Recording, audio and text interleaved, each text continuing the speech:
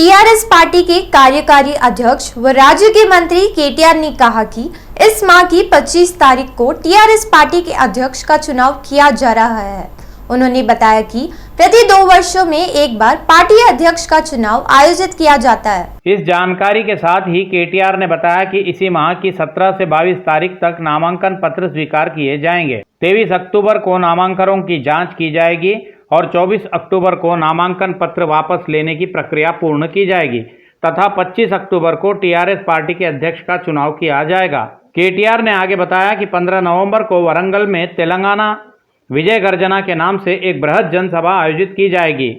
उन्होंने बताया कि 27 अक्टूबर को सभी निर्वाचन क्षेत्रों में इस जनसभा से संबंधित तैयारियों की बैठकें आयोजित की जाएंगी। इस बैठकों के निर्णय अनुसार जनसभाओं का రూప్ నిర్ధారిత किया जाएगा। ఏదైతే సెప్టెంబర్ మాసంలో సెప్టెంబర్ 2 తారీఖున ప్రారంభించాము, మొదటి ఘట్టం ఏదైతే ఉందో అది ముగిసింది। దానిలో భాగంగా ఇప్పుడు మొత్తం పార్టీ కింది స్థాయి నుంచి బ్రహ్మాండంగా మొత్తం కమిటీల నిర్మాణం పూర్తయింది। ఇప్పుడు పార్టీ అధ్యక్ష ఎన్నిక కార్యక్రమం జరగాల్సింది, రాష్ట్ర అధ్యక్ష ఎన్నిక కార్యక్రమం జరగాల్సింది। దానికి గాను పార్టీ జనరల్ బాడీ మీటింగు 25 తారీఖు నాడు, అక్టోబర్ 25 తారీఖు నాడు రాష్ట్ర అధ్యక్ష ఎన్నిక కోసం పార్టీ జనరల్ బాడీ మీటింగ్ ని హైదరాబాద్లో నిర్వహించబోతా ఉన్నాం। హైదరాబాద్లోని హెచ్ఐసిసి ప్రాంగణంలో పార్టీ యొక్క ఈ general body, plenary or general body మొత్తం రాష్ట్ర స్థాయిలోని ప్రతినిధులందరితో కూడిన సమావేశం నిర్వహించడం జరుగుతుంది। అందులో మీకు తెలుసు, ఏ పార్టీ అయినా భారతదేశంలో ఎలక్షన్ కమిషన్ ఆఫ్ ఇండియా యొక్క నిబంధనలకు లోబడే పార్టీ అధ్యక్ష పదవి సంబంధించిన ఎన్నిక నిర్వహించాల్సి ఉంటుంది। टीआरएस पार्टी कार्यकारी अध्यक्ष व राज्य के मंत्री केटीआर डीएम की पार्टी के नेत भेंट दिए हैं। इस भेंट का उद्देश्य नीट परीक्षा को रद्द करने की मांग जो तमिलनाडु सरकार ने की है, उस संबंध में तमिलनाडु के मुख्यमंत्री द्वारा देश को 12 मुख्यमंत्रियों को लिखे पत्र को लेकर ही डीएमके के सांसद केटीआर से मिले। इस भेंट के दौरान डीएमके पार्टी से संबंधित 2 सांसदों ने तमिलनाडु के मुख्यमंत्री स्टालिन द्वारा लिखे गए पत्र सौंपे। स्टालिन ने पत्र में तेलंगाना राज्य से आग्रह किया कि नीट प्रवेश परीक्षा को रद्द करने संबंधी उनकी मांग को राज्य अपना समर्थन दें। उन्होंने इस संदर्भ में केटीआर से मौखिक रूप में भी आग्रह किया कि उनके मुख्यमंत्री की मांग का वे समर्थन करें। आंध्र प्रदेश उच्च न्यायालय के मुख्य न्यायाधीश का प्रशांत कुमार मिश्रा ने पदभार ग्रहण किया। न्यायमूर्ति मिश्रा को राज्यपाल भीष्म भूषण ने शपथ दिलाई। इस अवसर पर राज्य के मुख्यमंत्री वाईएस जगन मोहन ने मुख्य अतिथि के रूप में उपस्थित थे। आंध्र प्रदेश के मुख्य न्यायाधीश के शपथ ग्रहण समारोह में आंध्र प्रदेश के मुख्यमंत्री सहित कई मंत्री समारोह में उपस्थित हुए। 29 अगस्त 1964 को छत्तीसगढ़ के रायगढ़ में जन्मे न्यायमूर्ति प्रशांत कुमार मिश्रा बिलासपुर के गुरु झांसीदास विश्वविद्यालय से बीएससी तथा एलएलबी की उपाधियां प्राप्त की। मिश्रा सन 1987 में 4 सितंबर से एक अधिवक्ता के रूप में अपनी वृत्ति आरंभ किए। रायगढ़ जिला न्यायालय सहित मध्य प्रदेश, छत्तीसगढ़ उच्च न्यायालयों में अधिवक्ता के रूप में उन्होंने प्रैक्टिस की। 10 दिसंबर 2009 को वे छत्तीसगढ़ उच्च न्यायालय के न्यायमूर्ति के रूप में नियुक्त हुए। तत्पश्चात वे छत्तीसगढ़ उच्च न्यायालय में प्रभारी प्रधान न्यायाधीश के पद पर नियुक्त हुए। अब ताज़ा पदोन्नति प्राप्त कर वे आंध्र प्रदेश उच्च न्यायालय के मुख्य न्यायाधीश के पद पर स्थानांतरित हुए हैं। सोफे पर बैठने के दौरान आंध्र प्रदेश तेलुगु देशम पार्टी अध्यक्ष अच्छे नायडू नीचे गिर पड़े। उनके साथ ही सांसद राममोहन नायडू भी नीचे गिर पड़े। उन्हें उनके सुरक्षा कर्मियों ने तत्काल उठा दिया। सोफे से लुढ़क कर जमीन पर गिरे दोनों नेताओं को किसी भी प्रकार की चोटें न आने से वहां रहे सभी लोगों ने राहत की सांस ली। यह ऐसा हो तो स्वतंत्रता सेनानी सरदार गौतुलचन्ना के नाम पर केंद्र सरकार ने डाक टिकट जारी किया, जिसके लोकार्पण समारोह में अपशकुन घटना घटी। इस घटना में चाचा भतीजे दोनों के नीचे गिर जाने से कोई घाव या चोट तो नहीं आई। पीछे रखे हुए अन्य सोफे उनसे दूर रहने से उन दोनों को कोई खतरा नहीं हुआ। इसके गिरते समय सतर्क हुए गनमैनों ने उन्हें तत्काल उठा लिया। इसके पश्चात डाक टिकट लोकार्पण कार्यक्रम यथावत जारी रहा।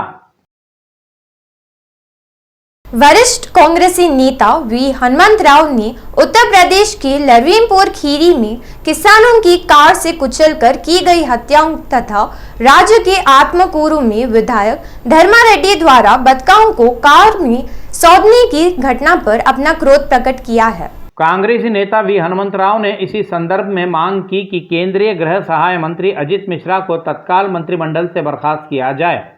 उन्होंने केंद्र सरकार की आलोचना करते हुए कहा कि केंद्र सरकार द्वारा पेश किया गया किसान बिल किसी भी प्रकार से किसानों का हितकारी नहीं है। उन्होंने कहा कि बिल के विरोध में आंदोलन कर रहे किसानों के साथ प्रताड़न एवं हमलों की कार्रवाई करना यह उचित नहीं है। उन्होंने बताया कि वे केंद्र सरकार की जन विरोधी नीतियों के खिलाफ अपना आंदोलन तथा संघर्ष जारी रखेंगे। राज्य सड़क परिवहन निगम के प्रबंध निदेशक वीसी सज्जनार बस रैलियों को आकर्षित करने के लिए दिलचस्प ट्वीट कर रहे हैं। इस समय सामाजिक माध्यमों पर चक्कर काट रहे अय्यो वद्दम्मा कहानी सुखी भवा ट्रोल में आरटीसी के प्रति रुचि दिखाते हुए देख रहे एक वीडियो को सज्जनार ने बनाया है। उन्होंने इस वीडियो को टैग करते हुए अपना ट्विटर संदेश जारी किया। ट्वीट में स्थित वीडियो में अय्यो नहीं भाई, बाजू ही आरटीसी बस है ना, उसमें सुरक्षित ढंग से जा सकते हैं, इसमें किराया भी अधिक नहीं लगेगा, ऐसी उक्तियां उसमें सुनाई दी रही है। लेकिन यह सुखी भवा का भी नारा उन्होंने इसमें जोड़ा है। इस समय यह वीडियो काफ़ी वायरल हो रहा है। यह सज्जनार की एक करामात ही कही जा सकती है। తమ్మి నేను జీప్ లో ఊరికోతున్నా. అయ్యయ్యో వద్దన్నా, పక్కనే ఆర్టీసీ బస్ ఉంది, క్షేమంగా వెళ్ళొచ్చు, డబ్బులు ఎక్కువ తీసుకోరు కానీ సుఖీ భవ సుఖీ భవ।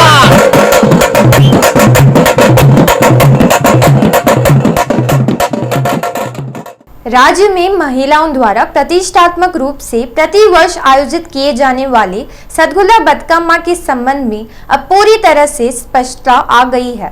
प्रतिष्ठ वर्ष दुर्गा अष्टमी के दिन परंपरागत ढंग से रघुला बतकम्मा पर्व मनाया जाता है। इसी के अनुसार इस वर्ष भी दुर्गाष्टमी के दिन सरकार आधिकारिक रूप से आयोजित कर रही है। यह ऐसा हो तो बतकम्मा का त्यौहार कुछ क्षेत्रों में 9 दिन, वेमुलवाड़ा कोंडापाका क्षेत्रों में 7 दिन और कुछ क्षेत्रों में 11, तो वहीं अन्य कई स्थानों पर 13 दिनों तक बतकम्मा खेलने की परिपाटी है। मायावरम चंद्रशेखर शर्मा सिद्धांती ने अपनी एक सूचना में बताया कि बतकम्मा त्यौहार को प्रांतीय क्षेत्रीय स्तर पर उन क्षेत्रों के पुरोहितों वेदों पंडितों द्वारा तय कर लेना यह सही है। उन्होंने बताया कि राज्य सरकार दुर्गाष्टमी के दिन अवकाश घोषित कर राज्य पर्व की रूप में बतकम्मा उत्सवों का आयोजन करती है। इस कारण सद्दुला बतकम्मा अष्टमी के दिन आयोजित करना ही चाहिए। पंडितों ने यह भी बताया कि कुछ क्षेत्रों की परिपाटी के अनुसार भी बतकम्मा त्यौहार आयोजित किया जा सकता है, इसमें कोई आपत्ति नहीं है। जो भी हो, बतकम्मा आस्था, श्रद्धा, भक्ति का पर्व है। सनत नगर हनुमान मंदिर में देवी शारदीय नवरात्रों के संदर्भ में 108 कलशों द्वारा माता को अभिषेक कार्यक्रम आयोजित किया गया। मंदिर की कार्यकारी अधिकारी श्रीनिवास राजू ने नेतृत्व में वेद पंडित की उपस्थिति में संपन्न हुए इस कार्यक्रम में भारी संख्या में भक्त शामिल होकर माता का आशीर्वाद प्राप्त किए। आज सनत नगर हनुमान मंदिर में आयोजित दुर्गाष्टमी का उत्सव भव्य रूप से आयोजित किया गया। मंदिर की परिपाटी के अनुसार माता का 108 कलशों द्वारा अभिषेक आयोजित किया गया। इस कार्यक्रम में मंदिर की संचालक अधिकारियों सहित भारी संख्या में महिलाएं शामिल होकर माता के दुर्गा रूप में दर्शन किए। कई महिलाओं ने माता को गोदी के चावल भी अर्पित किए। दशहरा पर्व के संदर्भ में राचकुंडा पुलिस आयुक्तालय के तत्वावधान में अंबरपेट पुलिस मुख्यालय में स्थित मोटर ट्रांसपोर्ट भवन में पुलिस आयुक्त महेश भगवत ने शस्त्र आयुध पूजा का आयोजन किया। यहां आयोजित शस्त्र अस्त्र पूजा के संदर्भ में पुलिस आयुक्त महेश भागवत ने वेद मंत्रोच्चार के बीच अस्त्र शस्त्रों की पूजा कर आरती समर्पित की। इसके पश्चात शस्त्रों से हवा में फायर किया गया। इसी मौके पर महेश भागवत ने राज्य की जनता को दशहरा पर्व की हार्दिक शुभकामनाएं भी दी। అందరికీ దసరా శుభాకాంక్షలు। ప్రతి సంవత్సరం ఈ విజయదశమి దసరా సందర్భంగా మా సిఆర్ హెడ్ క్వార్టర్ అంబర్పేటలో ఆయుధ పూజ తర్వాత ఈ మనది వెహికల్స్ ఏమి ఉన్నాయి ఆ వెహికల్స్ పూజ పక్కా అది చేస్తారు. ఈ సంవత్సరం కూడా ఈరోజు అది పెట్టడం జరిగినాయి. ఈ దసరా అంటే ఇది victory of good over bad. అది పోలీసులో కూడా సద్రక్షణాయ కళ నిగ్రహణాయ అంటే మంచివాడు ఎవరు వాళ్ళతో ఎప్పుడైనా మన పోలీసు వాళ్ళు ఉంటారు. ఎవరు చట్ట వ్యతిరేకంగా కానీ మన దేశానికి వ్యతిరేకంగా ఎవరు పనిచేస్తారు వాళ్ళ మీద మాది యుద్ధం ఉంటుంది. సో ఈ దసరా రోజు ప్రజలందరికీ మా రాచకొండ పోలీస్ కమిషనరేట్ తరఫున दसरा शुभाकांक्षालु. Thank you. शारदीय नवरात्रि उत्सव दशहरा पर्व के अंतर्गत आंध्र प्रदेश के पुलिस महानिदेशक गौतम सावंग ने इंदिरा कीलाद्री पर्वत पर विराजित माता के दुर्गा देवी अवतार के दर्शन किए. यहाँ इंद्र कीलाद्री पर्वत पर माता कनक दुर्गा के दर्शनार्थ पधारे राज्य के पुलिस महानिदेशक गौतम सावंग का मंदिर के अधिकारियों ने भव्य स्वागत किया. सर्वप्रथम मंदिर के पुजारियों ने गौतम सावंग को माता का शाल ओढ़ाकर पुष्पमाला पहनाकर सम्मान कर उन्हें माता का चित्र भेंट किया. आंध्र प्रदेश महिला समिति के तत्वावधान में तेलंगाना एनटीआर भवन में बतकमा उत्सवों का भव्य आयोजन किया गया. सबसे पूर्व वरिष्ठ नेता खुल्ला चंद्रशेखर रेड्डी ने विधिवत पूजा आरती कर उत्सव का शुभारंभ किया. बतुकम्मा उत्सवों में पार्टी के मुख्य नेता भक्षम नरसिम्हलू, नंदमूरी सुहासिनी, तिरुनगरी ज्योत्सना, पार्टी के वरिष्ठ नेता रावुल चंद्रशेखर रेड्डी, कार्यकर्ता, महिला नेता एवं कार्यकर्ता तथा पार्टी के समर्थक आदि भारी संख्या में शामिल होकर प्रांगण में बतुकम्मा की धूम मचाई. इस अवसर पर नेता ज्योत्सना ने कहा कि पूर्व में भी तेलुगु देशम पार्टी बतुकम्मा उत्सवों का भव्य रूप से आयोजन करती रही है. उन्होंने आज भी परंपरा का कायम रखते हुए उत्सवों का आयोजन किया गया है.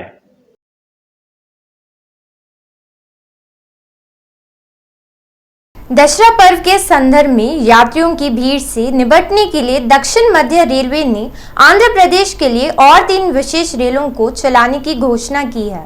इन 3 विशेषों रेलों में सिकंदराबाद काकीनाडा टाउन, मछलीपट्टनम सिकंदराबाद तथा लिंगमपल्ली विजयवाड़ा के लिए है. दक्षिण मध्य रेलवे के अधिकारियों ने बताया कि सिकंदराबाद काकीनाडा टाउन रेल गुरुवार को रात 11:55 पर प्रस्थान करेगी.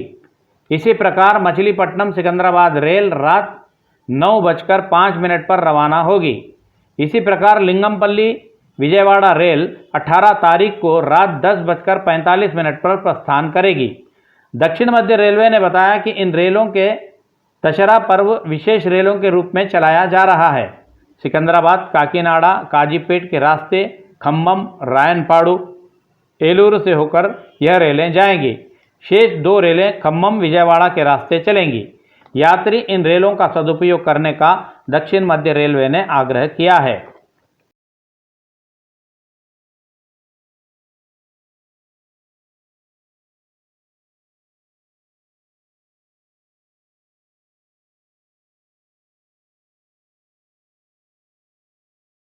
गड्डी अन्नारम फ्रूट मार्केट के व्यापारियों ने स्पष्ट किया कि मार्केट को यहां से स्थानांतरित करने का फैसला उचित नहीं है. उन्होंने बताया कि बाटा सिंगारम के लॉजिस्टिक पार्क का स्थल मार्केट के लिए पर्याप्त नहीं है. कोहेड़ा में 180 एकड़ भू क्षेत्र में मार्केट स्थापित कर वहां स्थानांतरित करने का आग्रह किया. उन्होंने स्पष्ट करते हुए बताया कि राज्य के मुख्यमंत्री को गलत रिपोर्ट दी जा रही है. ज्ञातव्य है कि मुख्यमंत्री केसीआर ने गड्डी अन्नारम फ्रूट मार्केट स्थल पर एक मल्टी सुपर स्पेशलिटी अस्पताल बनाने का निर्णय लिया था. इसी संदर्भ में आकस्मिक रूप से अधिकारियों द्वारा बाटा सिंगारम लॉजिस्टिक पार्क के पास मार्केट स्थापित करने की घोषणा कर 25 सितंबर को दिन मार्केट बंद कर देना, फिर मंत्रियों के निरीक्षण दौरे कर अन्य स्थान पर मार्केट बनाने की बात करना, यह कहां तक उचित है. व्यापारियों ने मुख्यमंत्री से यहां की वास्तविक स्थितियां जानने के बाद ही ठोस निर्णय लेने का आग्रह किया है. బాట సింగారం అనేది మధ్యలో వచ్చినది. అది కాకుండా మంత్రులు నిరంజన్ రెడ్డి గారు, సవితా ఇంద్రారెడ్డి గారు, మంచిరెడ్డి కిషన్ రెడ్డి గారు, సుధీర్ రెడ్డి గారు వీళ్ళందరూ ప్రమాణం చేసేటప్పుడు అంతఃకరణ శుద్ధితో ప్రమాణం చేస్తున్నా అని చెప్పి ముఖ్యమంత్రి గారిని తప్పుదోవలు పట్టించి ఇక్కడ ప్రతి ఒక్క ఏర్పాట్లు జరిగినాయి అని చెప్పి ముఖ్యమంత్రి గారిని తప్పుదోవలు పట్టించి ఎటువంటి ఏర్పాట్లు లేని చోట 22 ఎకరాల నుంచి 7-8 ఎకరాలకు మమ్మల్ని తరలించే ప్రయత్నం చేస్తున్నారు. దీన్ని మేము తీవ్రంగా ఖండిస్తున్నాము. మేము 1986లో మార్కెట్ ఇక్కడ షిఫ్ట్ చేశారండి. 2 ఇయర్స్లో పర్మనెంట్ కట్టిస్తామని చెప్పి ఇంతవరకు చేయలేదు. ఎవ్రీ 2 ఇయర్స్కి కూడా 10% రెంట్ ఎక్కువ చేసి తీసుకుంటున్నారు. మేము కడతా ఉన్నాం, ఫెసిలిటీ ఏమి ఇవ్వకున్నా కానీ అట్లానే కట్టినాం. అయితే ఆల్ ఆఫ్ సడన్గా బాటసింగారం పోవాలని చెప్పి వీళ్ళు ఆర్డర్ వేశారు. బాటసింగారంలో ఏం ఫెసిలిటీ లేవు. మేము దాన్ని ఛాలెంజ్ చేసుకుంటూ కోర్టుకి వెళ్ళాము. కోర్టు ఈ 18 తారీఖు వరకు కూడా మాకు ఇక్కడ వ్యాపారం చేయనియాలి, వీళ్ళని డిస్టర్బ్ చేయొద్దు అని చెప్పారు. అయితే బాటసింగారం పోయే ప్రసక్తి లేదు. కోహెడాల పర్మనెంట్ ఎమ్యూనిటీస్ కట్టిస్తే మేము అక్కడికి బేషరతుగా వెళ్ళిపోతాం. కోర్టు ఆర్డరు, ఈ కోర్టు ఆర్డర్ను కూడా వాళ్ళు అధికారులు బేఖాతరు చేసిర్రు.